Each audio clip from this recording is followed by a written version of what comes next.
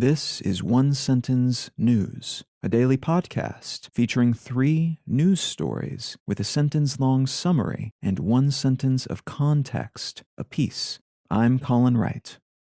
This is a sponsored message. I've been using Anchor as my podcast host for a while now, and it's been a pleasure to use. Anchor offers benefits that most other hosts do not. It's free to use, but it also has a collection of tools that allow you to create a podcast completely within the Anchor website or smartphone app. They distribute your show to Apple Podcasts, Spotify, and all the other distribution channels without any additional effort on your part, and you can make money from your podcast without any minimum audience size. So you can use it as a more traditional podcast host like I do, but it's also got everything you need to start a podcast from scratch. If you're keen to give it a shot, download the free Anchor app or go to anchor.fm to get started.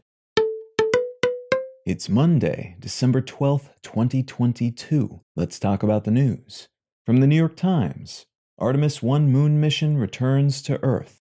The Orion capsule that's being tested by NASA for use in a future manned mission to the moon, with the intention of ultimately establishing a permanently occupied base there, has successfully returned to Earth after making 2 passes around the moon. The Artemis missions, which will make frequent use of the Orion capsule now that it has successfully completed this test mission, are meant to accomplish several goals, including landing the first woman and person of color on the moon, establishing a permanent research base there, and reinforcing the agency's relationships with an array of private space companies, allowing it to conduct more and more varied missions in an era of increasingly commercialized space activity.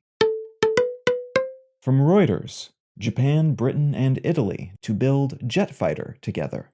The governments of Japan, Britain, and Italy have announced through a statement last week that a cooperative venture through which they'll build and put into operation a new frontline jet fighter aircraft will be called the Global Combat Air Program, or GCAP, and will culminate with the deployment of said aircraft in 2035. This is notable in large part because these 3 nations have all been making moves to bulk up their national military apparatuses to account for a world in which China is increasingly bold in the South China Sea and in which Russia has invaded Ukraine. These 3 countries all house industries related to this task currently, but this project would provide the opportunity to scale up production and become high-level arms dealers like the US, France, and Russia, selling jet fighters and similar hardware to other governments, while also allowing them to produce backbone components for NATO's increasingly large and spendy military presence.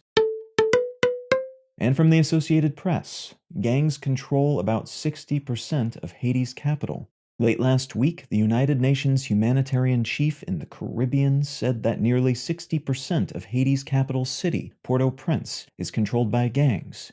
This is not a new overall state of affairs, but the area of real estate controlled by these gangs, which have long controlled strategic areas around the city rather than broad swaths of territory, is new. These gangs reportedly maintain control through violence, especially sexual violence, and about 20,000 people in the city are facing, quote, catastrophic famine-like conditions, end quote, at the same time a cholera outbreak is impacting the whole of the country. 2 issues that have been amplified by the control these gangs have over vital infrastructure, including the distribution of basic resources like food, water, and medicine. Again, this is a long, simmering issue in the country, and in Port-au-Prince in particular, but it got worse about a year ago when Haiti's president was assassinated, a crime that still hasn't been solved, and even more so after it was announced that fuel subsidies would be dropped, causing the price of energy and consequently essentially everything else to double overnight.